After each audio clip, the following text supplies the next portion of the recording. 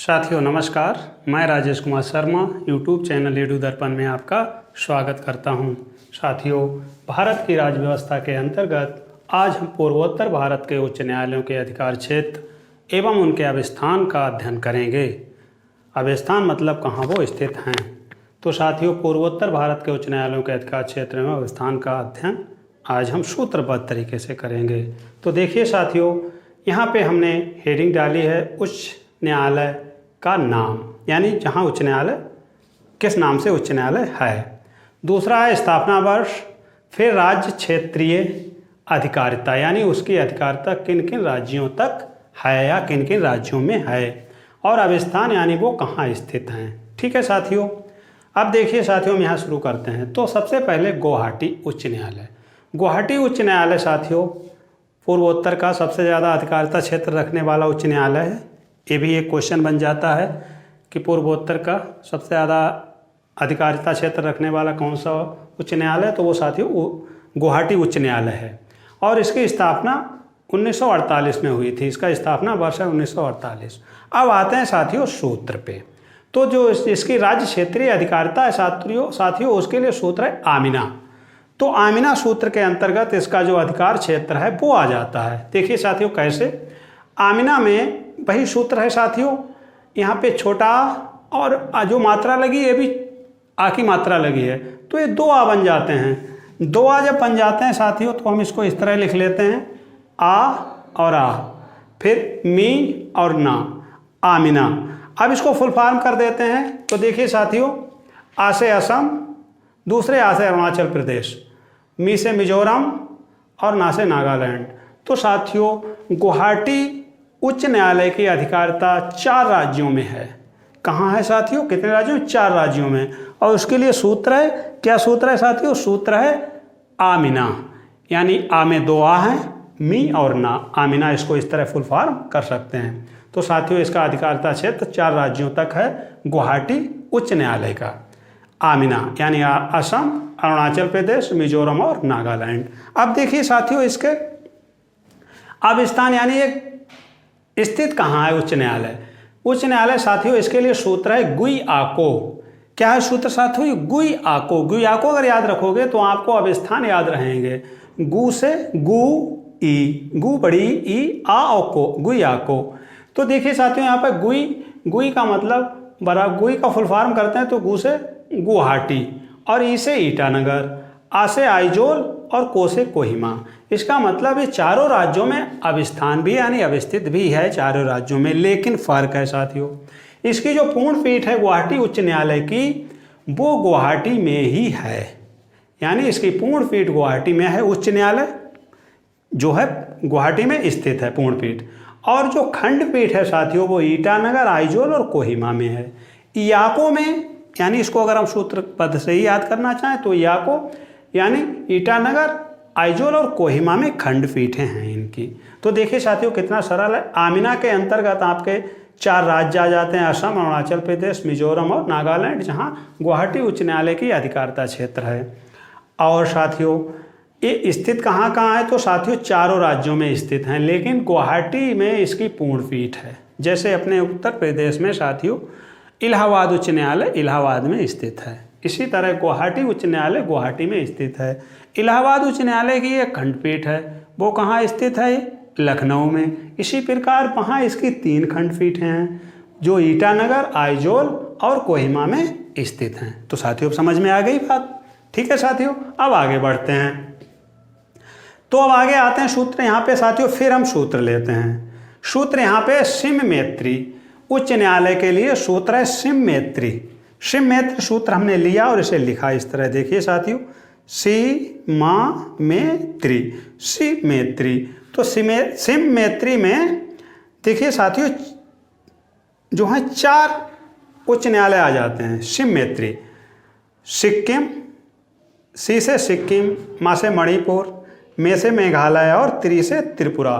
तो देखिए साथियों गुवाहाटी एक उच्च न्यायालय हो गया और सिममेत्री यानी 4 उच्च न्यायालय और हो गए। तो पूर्वोत्तर में 5 उच्च न्यायालय स्थित हैं।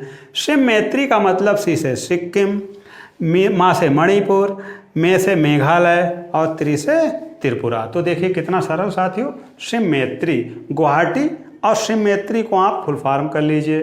तो सिक्किम, मणिपुर, मेघालय और त्रिपुरा। अब ये इनका स्थापना वर्ष, तो साथियों सिक्किम 1975 में उच्च न्यायालय बना सिक्किम, और मणिपुर 2013 में, मेघालय 2013 में और त्रिपुरा 2013 में। मणिपुर, मेघालय, त्रिपुरा ये जो हैं इनकी स्थापना वर्ष 2013 में हुई है। अब साथियों इसका राज्य क्षेत्रीय अधिकारिता इसके अंतर्गत आ जाते हैं। उसके लिए सूत्र भी वही है, सिममेत्री, यानी सिक्किम, सी से सिक्किम, सी मी मेत्री, सिममेत्री, सी से सिक्किम, मा से मणिपुर और मे से मेघालय और त्रि से त्रिपुरा। यानी सिक्किम उच्च न्यायालय का अधिकारिता क्षेत्र सिक्किम राज्य तक ही सीमित है, और मणिपुर उच्च न्यायालय का राज्य अधिकारिता राज्य क्षेत्र अधिकारिता मणिपुर तक सीमित है। मेघालय की उच्च न्यायालय की राज्य क्षेत्रीय अधिकारिता साथियों मेघालय तक ही सीमित है, और त्रिपुरा की राज्य क्षेत्रीय अधिकारिता त्रिपुरा तक ही सीमित है। तो देखिए साथियों कितनी बढ़िया बात है यहाँ पे कि सिक्किम सिक्किम तक, मणिपुर मणिपुर तक, मेघालय मेघालय तक, त्रिपुरा त्रिपुरा तक ही उच्च न्यायालय की अधिकारिता सीमित है। इसके बाद साथियों इनकी जे स्थित कहाँ है, किस जगह पे अवस्थित हैं। तो देखिए साथियों स्थित के लिए सिक्किम उच्च न्यायालय गंगटोक में। तो इसके लिए सूत्र है गैंसिया, गैंसिया, गैंसिया। इसको इस तरह भी याद कर सकते हैं, गैंसिया। तो गैंसिया जब लिख लेते हैं गा ई सी आ, गैंसिया। तो गा से गंगटोक, ई से इम्फाल, सी से शिमला और आ से अगरतला। तो अब देखिए साथियों सिक्किम उच्च न्यायालय की अधिकारिता क्षेत्र सिक्किम तक ही सीमित है और अवस्थित है गंगटोक में। गंगटोक, गंगटोल नहीं है साथियों, गंगटोक है। तो क्या है, गंगटोक, ठीक है। और मणिपुर की अधिकार क्षेत्र यहाँ पे मणिपुर तक ही सीमित है और ये स्थित है इम्फाल में, यानी राजधानियों में स्थित हैं। एक तरीके से और आप क्लियर कर लीजिए, ये राजधानियों में स्थित हैं। सिक्किम जो है गंगटोक में है स्थित, और मणिपुर इम्फाल में स्थित है, और मेघालय उच्च न्यायालय मेघालय अधिकारिता क्षेत्र है और ये शिलांग में स्थित है, इसकी राजधानी शिलांग है। और त्रिपुरा साथियों, त्रिपुरा की राजधानी अगरतला है, तो ये अगरतला में अवस्थित है। तो देखिए साथियों यहाँ पे नीचे जो है इसको हम क्लियर करना चाहेंगे कि इनको एक चीज़ याद रखो कि सिक्किम की अधिकारिता क्षेत्र सिक्किम तक ही है, और इसका जो उच्च न्यायालय अवस्थित है वो गंगटोक में, यानी इसकी राजधानी में स्थित है। इसी प्रकार मणिपुर के उच्च न्यायालय की अधिकारिता जो है मणिपुर तक ही सीमित है, मणिपुर राज्य में ही, और इसकी भी राजधानी इम्फाल है, तो इम्फाल में ये स्थित है, यानी हाई कोर्ट उच्च न्यायालय। और मेघालय ही इसका कार्य यानी जो है अधिकारिता क्षेत्र है, और ये मेघालय की राजधानी शिलांग में स्थित है हाई कोर्ट यानी उच्च न्यायालय। और इसी प्रकार त्रिपुरा जो है त्रिपुरा ही अधिकारिता क्षेत्र है, वे अगरतला में अवस्थित है। तो साथियों हम सोचते हैं आप समझ गए होंगे, और एक 48 में, एक 75 में और बाकी 2013 में सभी उच्च न्यायालयों की स्थापना हुई है। तो साथियों देखिए बहुत अच्छे तरीके से हमने टेबल बना के आपको पूर्वोत्तर के उच्च न्यायालय को समझाने का प्रयास किया है। एक बार फिर एक सरसरी नज़र डाल लेते हैं साथियों। गुवाहाटी उच्च न्यायालय की अधिकारिता 4 राज्यों तक है साथियों। ये 4 राज्य हैं आमिना यानी असम, अरुणाचल प्रदेश, मिजोरम और त्रिपुरा। और इनकी खंडपीठ 3 राज्यों में स्थित है, ईटानगर, आइजोल और कोहिमा में। और गुवाहाटी में इसकी पूर्णपीठ यानी उच्च न्यायालय गुवाहाटी में स्थित है। और गुवाहाटी उच्च न्यायालय की 3 जगह खंडपीठ है, और वो खंडपीठें हैं ईटानगर, आइजोल और कोहिमा में। ठीक है साथियों, इसी प्रकार अब नीचे आते हैं। सिक्किम जो है 1975 में इसकी स्थापना हुई, और इसका अधिकार क्षेत्र सिक्किम तक ही है, अपने राज्य तक ही, सिक्किम राज्य तक ही। और गंगटोक में इसकी जो है पूर्ण पीठ स्थित है, यानी हाई कोर्ट यानी उच्च न्यायालय गंगटोक में स्थित है। मणिपुर उच्च न्यायालय जो नाम है इसका उच्च न्यायालय का, वो मणिपुर ही उसका अधिकार क्षेत्र है, मणिपुर राज्य। और मणिपुर की राजधानी इम्फाल में ये जो है स्थित है। इसके बाद साथियों मेघालय 2013 में इसकी उच्च न्यायालय की स्थापना की गई, और इसका अधिकार क्षेत्र भी मेघालय राज्य ही है, और ये मेघालय की राजधानी शिलांग में स्थित है।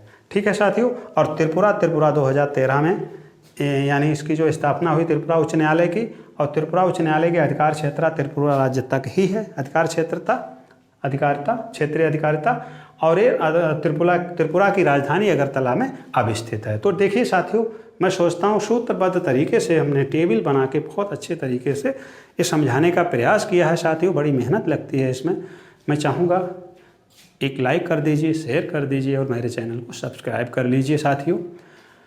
आगे और भी आप कमेंट करके मुझे बताइए, मैं उस तरह के वीडियो आपको बना के भेजूँगा, सरल से सरल बना के, कठिन से कठिन विषय को सरल से सरल बना के आपके सामने प्रस्तुत करने का मेरा प्रयास है साथियों। अब देखिए साथियों, इसको आप जो है इसका स्क्रीनशॉट ले लीजिए और आराम से इसे टेबल को मैंने टेबल बना के आपके सामने प्रस्तुत किया है। उसमें सूत्र भी हैं, चाहे तो सूत्रबद्ध तरीके से याद कर लो, चाहे तो टेबल के रूप में याद कर लो। ये पूर्वोत्तर भारत के उच्च न्यायालयों के अधिकार क्षेत्र एवं अभिस्थान का पूरा जो है हमने आपके सामने प्रस्तुत किया है। तो ठीक है साथियों, इसी के साथ नमस्कार। अगले वीडियो में फिर मिलते हैं।